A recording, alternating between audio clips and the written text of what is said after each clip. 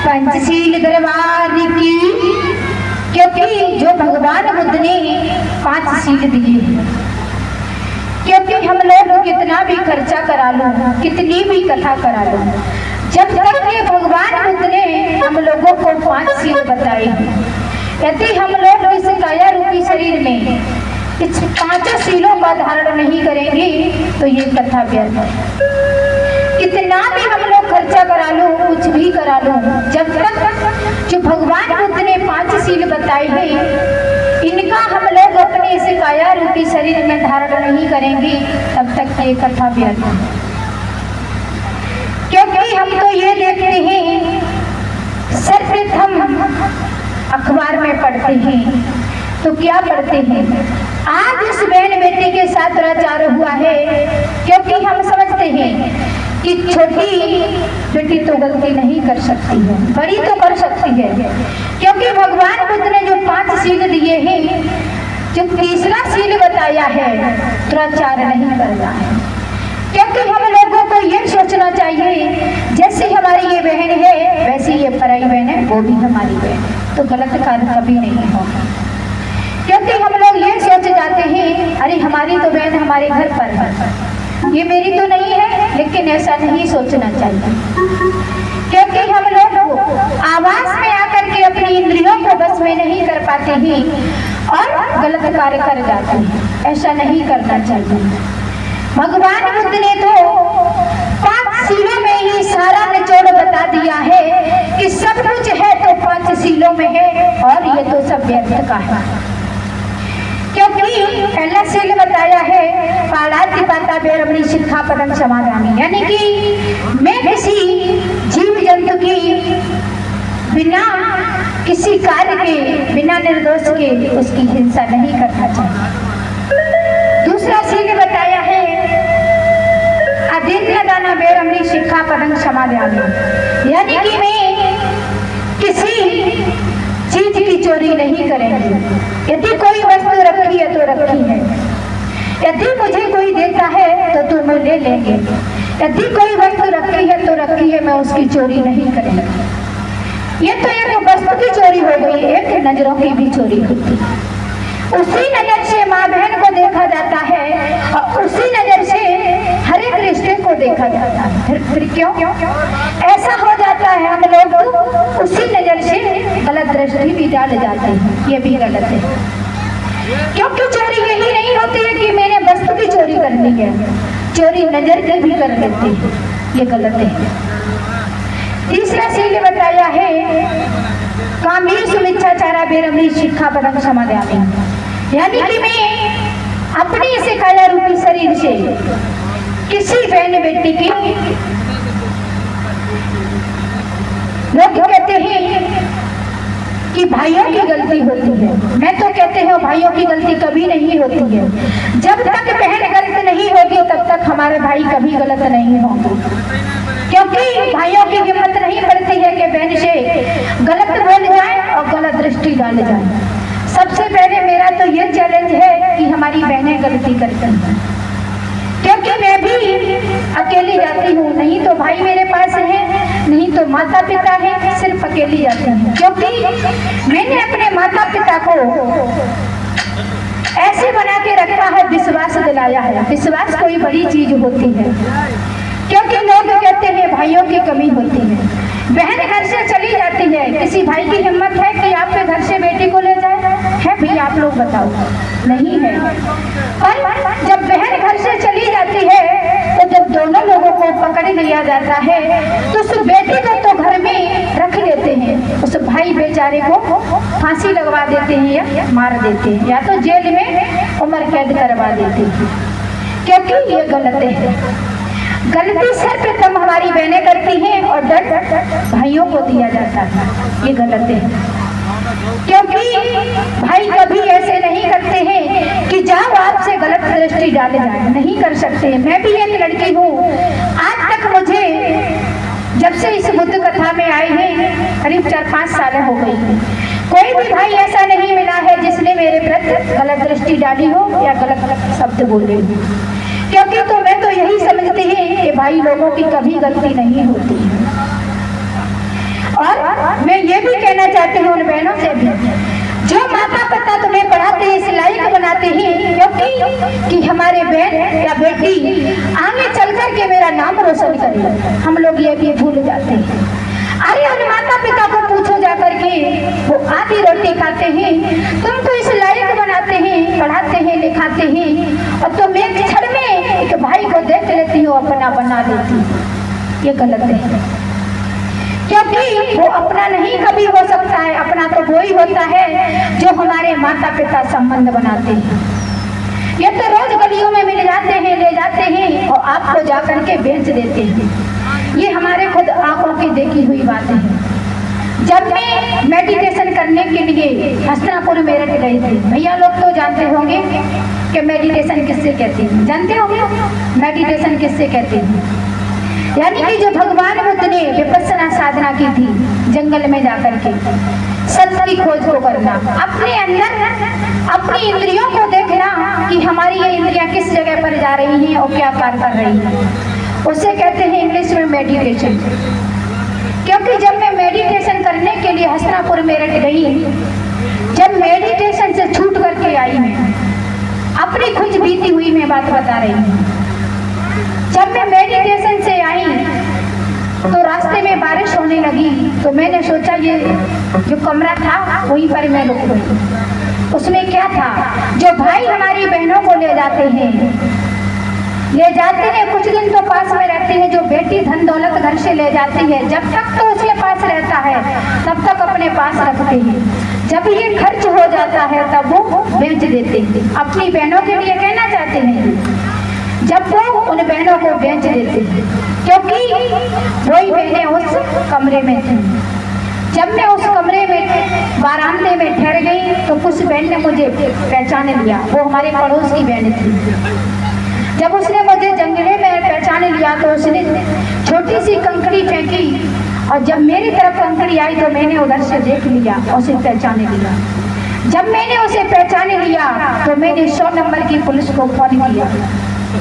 जब 100 नंबर की पुलिस को फोन किया, अभी सिर्फ 2 साल हुई है इस बात की, जब मैंने 100 नंबर पुलिस को कॉल किया और मैसेज द्वारा सारी बात बता दी, जब पुलिस आई तो सादा ड्रेस में आई। पुलिस ने मुझे मैसेज द्वारा बता दिया कि बहन मैं तो आ रही हैं और तुम उससे पहले उस रूम में चली जाओ और उनसे ये कह देना कि हमारे माता पिता बहुत बीमार हैं, मुझे कुछ पैसों की जरूरत है। क्योंकि जो वहाँ पर धंधा हो रहा था उसके लिए मुझसे बोला, जब तक तुम इतनी बात कहोगी तब तक मैं आ जाऊंगा। जब पुलिस भाई साधारण ड्रेस में आई और मैं उस कमरे में पहुंच गई, जो उसमें बड़ी मालकिन है जो ऐसे कार्य कराती है वो मिल जाती है। मैं उनसे कहती ही मेरी मैया की तबीयत ठीक नहीं है, मुझे कुछ पैसों की जरूरत है। तो वो बोली बताओ। तो मैंने कहा मुझे 10,000 रुपयों की जरूरत है। तो बोली जाओ आप जो बहनें हैं उनके साथ चली जाओ। उसमें बहुत बहनें थी, एक आध बहनें नहीं थी, करीब 20 बहनें थी। जब मैंने उन लोगों से मिले तो उन्होंने उन बहनों को धमका दिया, यदि तुम लोगों ने इससे ज्यादा बात की तो तुमको मार देंगे। वो बहनें कोई भी बात नहीं बोली, लेकिन इतना तो लोग हम लोग इतने समझदार होते हैं, समझ जाते हैं। जब वो बहनें नहीं बोली तब तक पुलिस वाले भाई आ गए। पुलिस वाले भाई ने वही कार्य किया, क्योंकि वो वहां पर तो ऐसा धंधा हो ही था। तो उस पुलिस वाले भाई ने कहा है कि मैं तो, क्योंकि आप तो समझदार हो, तो जैसे ही सभी बहनों को सामने किया तो उन्होंने मना कर दिया। देख लिया मैं नहीं हूँ, क्योंकि मैंने फोटो भेज दी थी अपनी। बोले मुझे ये एको बहनें पसंद नहीं है। जब मेरी फोटो देखी, जब मैं उनके पास गई तो मेरी फोटो देख ली, कहती ये मुझे पसंद है। जब मैं उनके पास चली गई तो भाई हमसे बहुत कुछ बातें करते रहे। बहुत देर हो गई। जब भाई समझ गए यहाँ पर क्या कार्य होता है, तो उन भाइयों ने अपने से और बड़े पुलिस भाइयों के लिए कॉल कर दी। वो भी वहां पर आ गई, क्योंकि यदि ऐसा नहीं होता तो आज पता नहीं कितनी बहनों की जिंदगी बर्बाद हो जाती। इसीलिए मैं अपनी बहनों से सर्वप्रथम कहना चाहेंगे, क्योंकि जो राह से बेराह हो जाती हैं उनके साथ ऐसा ही होता है। क्योंकि यदि मैं उस जगह पर नहीं पहुंचते तो पता नहीं कितनी बहनों की जिंदगी बर्बाद हो जाती। एक तो हमारे पड़ोस की बहन थी सरसई नावर की, क्योंकि कोई छिपाने वाली बात नहीं है, ये लाइव भी चल रही है। जो मैं बात कह रही हूँ वो मेरे सामने गुजरी हुई बात है। तो इसीलिए सर्वप्रथम मैं अपनी बहनों से कहना चाहेंगे, जो राह से बेराह हो जाती है उन बहनों को अपने माता पिता की तरफ देखना चाहिए, क्योंकि साथ देंगे तो अपने माता ही पिता साथ देंगे, कोई बाहरी लोग नहीं साथ देंगे। उनके साथ ऐसा ही होता है। कथा तो हर एक प्रकार की होती, सभी लोग जानते हैं। जब तक समाज सुधार नहीं होगा तब तक कल्याण नहीं होगा। भगवान बुद्ध ने कहा है कि मैं तो मार्गदाता हूँ लेकिन मोक्षदाता नहीं हूँ। जो मैंने मार्ग बताया है उस पर लोग चलेंगे तो जीवन धन्य हो जाएगा। बुद्ध बुद्ध कहने से कोई बुद्ध नहीं होगा। हम रोज उनकी आरती उतारूं और घर पर लेटे रहें, क्या मुझे वो भोजन दे जाएंगे? नहीं देंगे। क्या मेरा पालन पोषण कर देंगे? नहीं देंगे। जब तक वे कार्य नहीं करेंगे तब तक हम खा नहीं सकते हैं। प्रेम से बोलिए भगवान बुद्ध की, पंचशील दरबार की।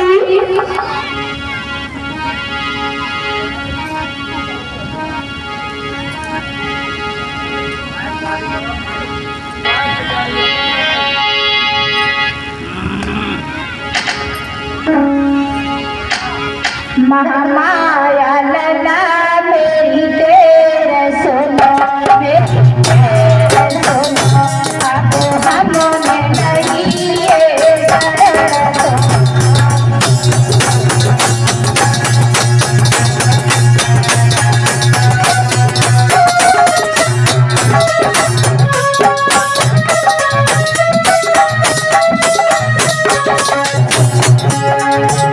महामाया लला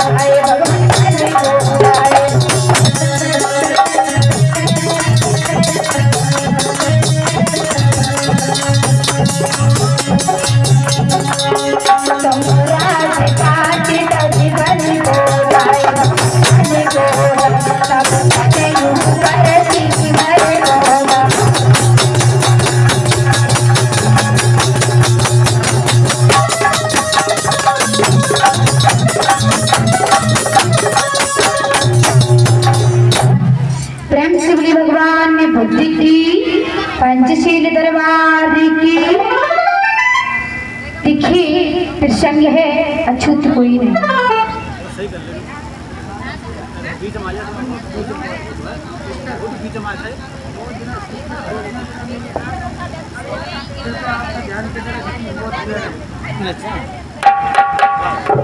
सिस्टर आपका ध्यान किधर है?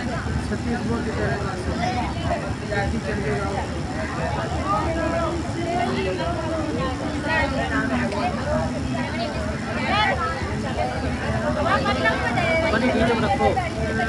रखो मैं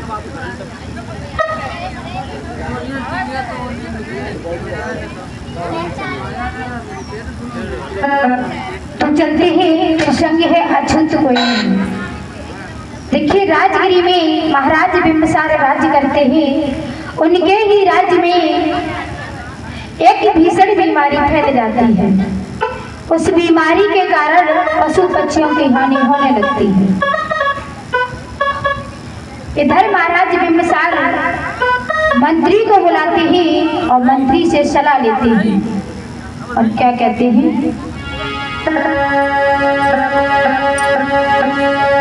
कथा शुरू अभी होती है, आओ बोते भगवान।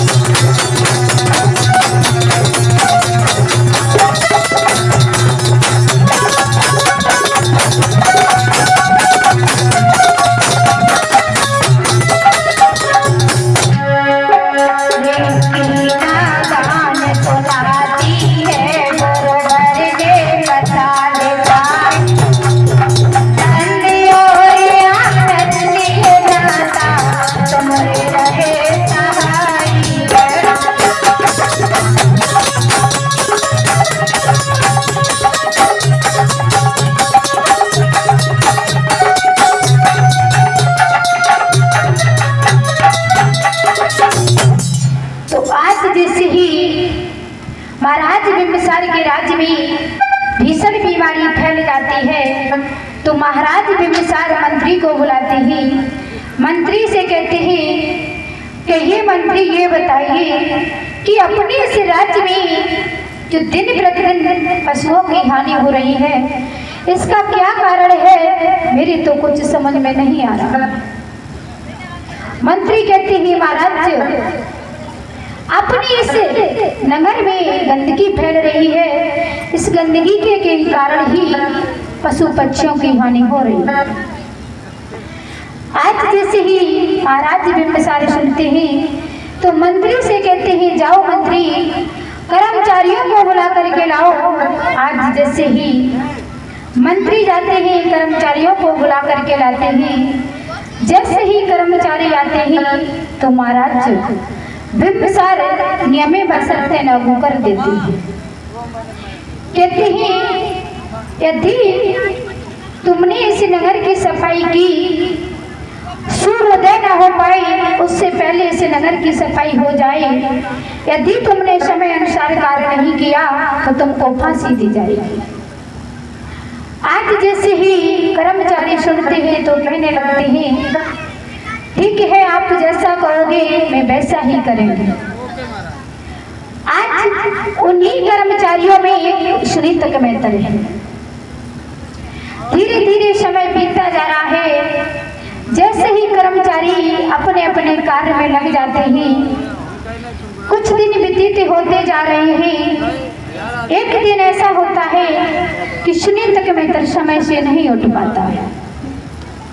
जब सुनीता कमेतर समय से नहीं उठ पाता है, इधर जैसे ही उठता है तो क्या देखता है कि सुबह हो चुका है। मन में विचार करता है सुनीता कमेतर, यदि वे नगर की सफाई करने के लिए जाते हैं तो भी मुझे फांसी दी जाएगी। यदि मैं नगर की सफाई करने के लिए नहीं जाऊंगी तो भी मुझे फांसी दी जाएगी। आज सुनीता कमेतर के मन में बहुत विचार उठते हैं। सुनीता कमेतर सोचते सोचते चल देता है नगर की सफाई करने के लिए। इधर क्या होता है, जैसे ही सुनीता कमेतर नगर की सफाई करने लगता है, इधर भगवान बुद्ध भिक्षु संघ को लेकर के भिक्षाटन करने के लिए चल दिए।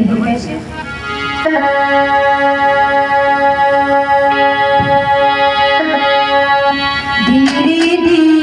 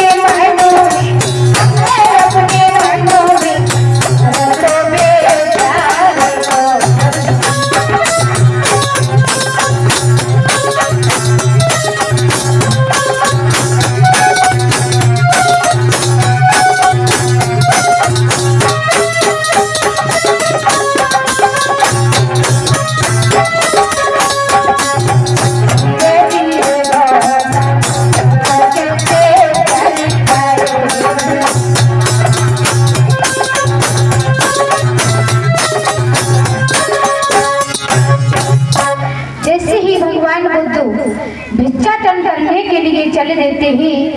इधर क्या होता है, सुनीता कमेतर जैसे ही भगवान बुद्ध को देखता है, वैसे ही कचड़े की गाड़ी के नीचे छुप जाता है।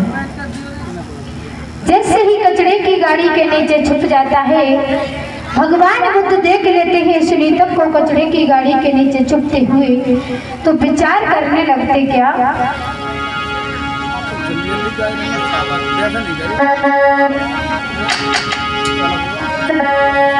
गाड़ी के नीचे छुपते हुए भगवान बुद्ध ने किया।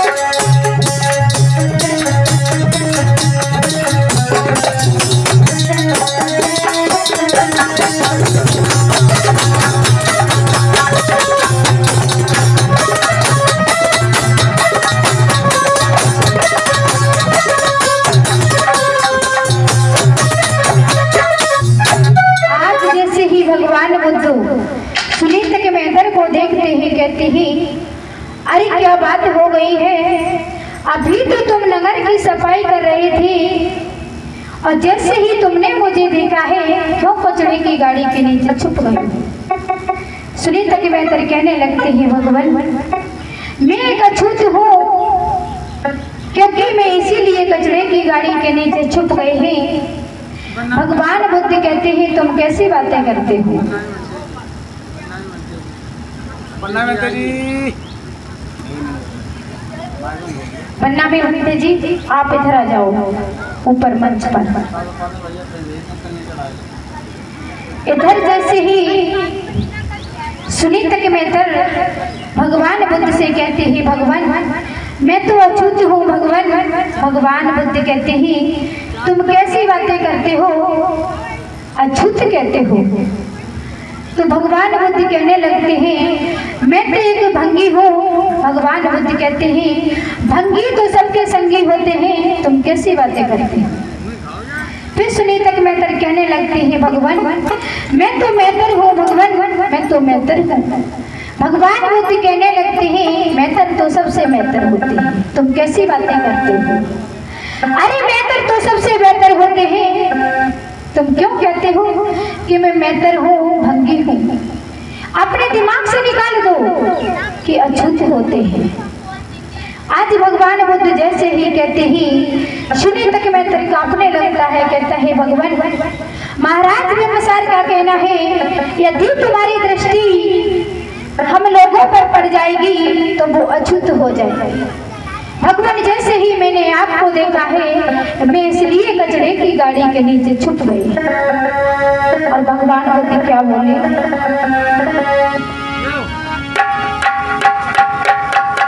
तुम चलो हमारी संग रे के चिंता सब मिट जाएगी।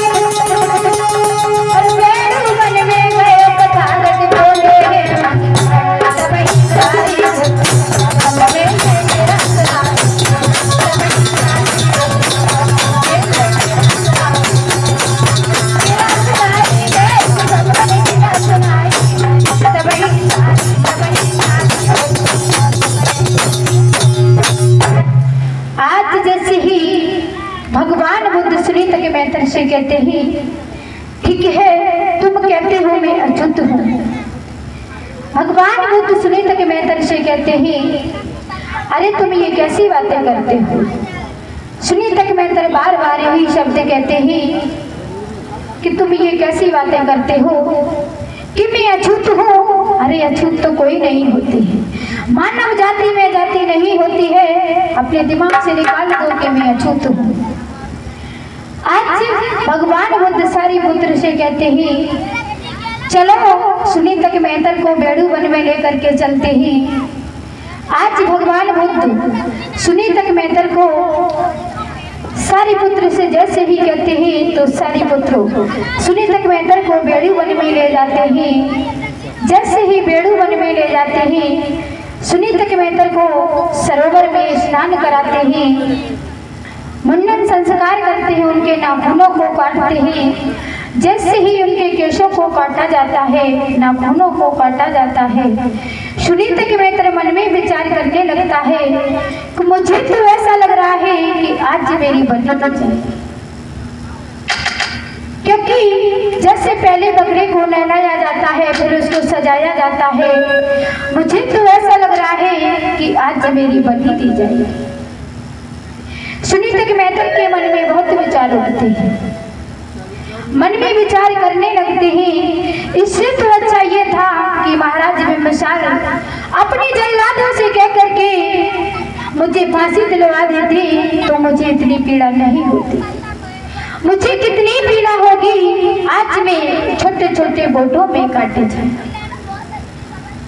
आज सुनीता मेहतर घबरा रहा है, रो रहा है और चिंता ये कर रहा है कि आज मेरे साथ बहुत गलत होने जा रहा है।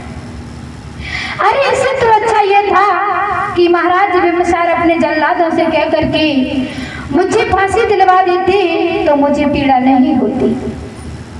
आज मेरी बलि दी जाएगी, छोटे छोटे बटों में काटा जाएगा, मुझे बहुत पीड़ा होगी। जैसे ही सुनीता कितने विचार करती हैं, तब तक सुनीता मेहतर को नहला करके सारे पुत्र भगवान बुद्ध के पास लाते हैं। जैसे ही भगवान बुद्ध के पास लाते हैं, भगवान बुद्ध सुनीता मेहतर को देखते हैं तो कहने लगते हैं, आओ सुनीता, अरे आओ ना सुनीता, इतनी दूर क्यों खड़े हुए हो। आज जैसे ही सुनीता मेहतर भगवान बुद्ध की तरफ देखते हैं तो मन में विचार करने लगते हैं, आज तलक से मुझसे कोई इतनी प्रेम से नहीं पुकारा, आज मैं ये क्या देख रहे